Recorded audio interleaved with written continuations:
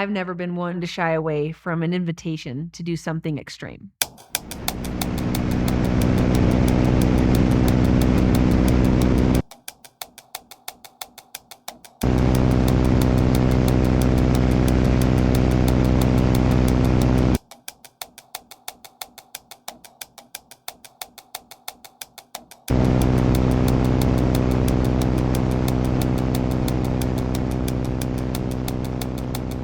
I am Jayme Linker, an extreme endurance athlete, a world record holder, and I have done everything from rock climbing to rescue diving to professionally rowing the ocean, martial arts, anything outdoors, you name it, that's my thing. What started as OCR Spartan racing now has become some of the world's hardest events. I am a Colorado native and I absolutely love it. I am in the mountains most of the time. However, I was raised on the farm grounds up in northeastern Colorado in Hill Rose brush area. Life out there is very rural. We had 5,000 people, so everyone knew who you were. Growing up was always a challenge for me. I was born with debilitating asthma, and I had about 67% lung capacity. We also had some issues where I was 9, 10, where we had to start changing my food because it would start affecting me, and I would have to leave school every day at noon after lunch with these terrible stomach pains, and no one knew why. The fear of food is real. My older sister, Lauren, she, obviously being older, went through puberty first, but as soon as I found out about this awesome revelation about what happens to humans, I was like, that's not going to be me. And I developed an irrational fear. So I did everything in my power to control my weight so I didn't have those effects of growing up, essentially. Once you start on that track, your brain starts changing and I'll just have a little bit less and then I'll get to that weight and be fine. And it was not sustainable. And it really started a very negative downward spiral. I'm a nurse, so injuries, illnesses, I'm fine with fixing broken bones and things that can be managed. This was something that nobody understood. My vitals started plummeting, which ultimately landed me in the hospital. Once I was at the hospital, they had diagnosed me with anorexia, which is an eating disorder.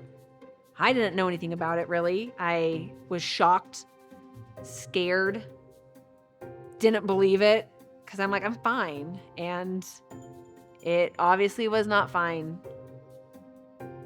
The worst that it ever got was hospital visit number 3. I got down to 67 pounds at the age of 19. They had to override every system in the hospital to make my room hot enough because I was suffering from hypothermia. Everything on me was concave. I was pretty much bones and skin. Every second of every day that, had a hold of her. And you'd never know if she was going to live or not. I mean, you didn't know if she was going to make it through that moment. It was the most helpless feeling I have ever had as a parent. Most people either die or you get better with an eating disorder. There's usually no in between. So the biggest choice that I have to make every day, it's that I have to eat every day. So I have to be very diligent to choose what I eat and then be mindful on top of that every single day. It changed my life. I grew up with low self-esteem. It was me and my mama, just us in the trauma. Hands up if you know what I mean. I see you, I feel you. I want you to know that you're not alone. I know what it's like not to have a home. Like walking barefoot up a gravel road. The pain gon' make you unstoppable. Now audible. Feel like I live in the end zone. I'm the one leading the drives. The crew riding round in a benzo. Red carpets when we arrive. I'll be in charge of my own fate. She started with small things and it just kept building and building and building, and she would do, Spartan races. Which seems to me like it's human cruelty. Then it was a 12-hour race, then a 24-hour race, then a 60-hour.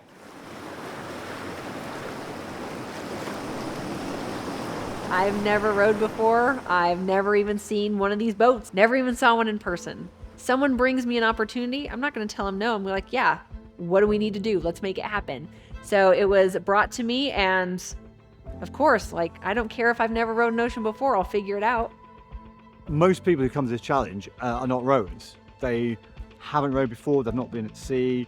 They're just looking for a challenge. We got a call from this crazy lady.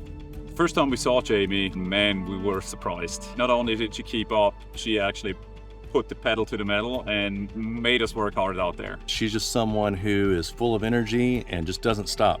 You don't know how to take on a 30-foot wave. You don't know how to row in the middle of the night when you get a rogue wave that wants to knock you over. One person rows while the other person sleeps. You've got, 3,000 miles to try and figure it out.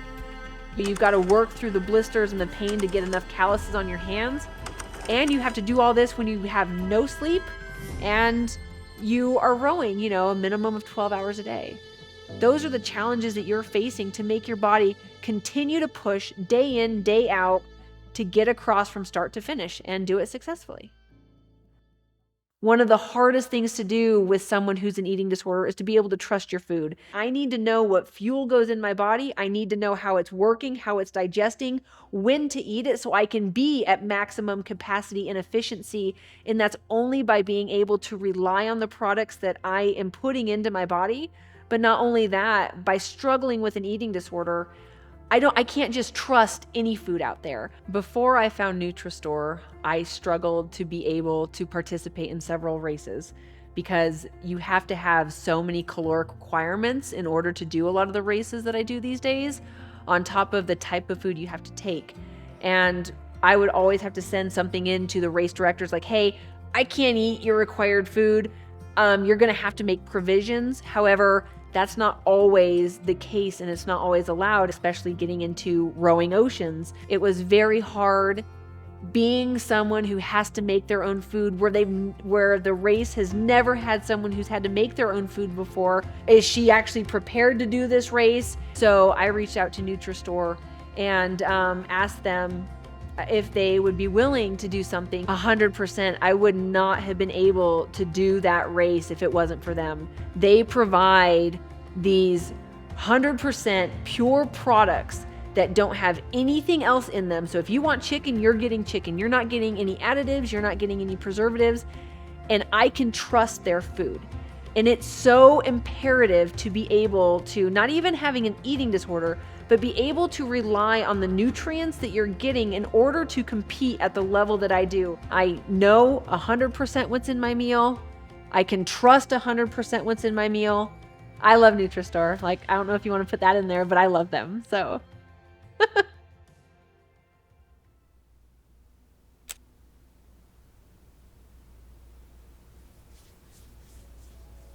I only have 37% lung capacity. I've struggled with an eating disorder for almost 24 years of my life. I've had 3 heart attacks. I have a stomach disorder that makes it so I can't eat a lot of food. I have had so many things that are just constantly fighting against me, and everyone always underestimates me because of these limitations that are set upon me. However, that's what lights the fire within me, and that's what forces me to prove everyone wrong. It's what leads up to the row that gets you to the starting line, has made that rower's character. I don't think I could have done it. I'm pretty confident to say if I had faced her challenges, I wouldn't have made it. You never give up. And this is what I learned about Jayme. He never gives up. She has become very completely motivated and stronger, not just physically, but mentally than we ever anticipated. She's going to do stuff is unimaginable to me. But just keep doing it. That's what makes her go. I am living proof that you can do anything as long as you put your mind to it. It didn't happen overnight. I didn't just wake up and miraculously I could manage my eating disorder. No, it took 24 years to be able to go out and row in some of the world's hardest events. It is in those moments, in your everyday moments, when you make the hard decisions in life. Like, it's not easy for me to wake up every morning at 4 a.m. It's not easy for me to have sacrifices where I don't get to go see my family or don't get to go hang out with people because I need to go to the gym, or I'm not here for months at a time because I'm on a race. I want to be that vessel of positivity for anybody that needs help, needs that motivation, needs that shoulder of someone just be like, hey, they can do it, I can do it, or just that comfort. I want to be that person for other people.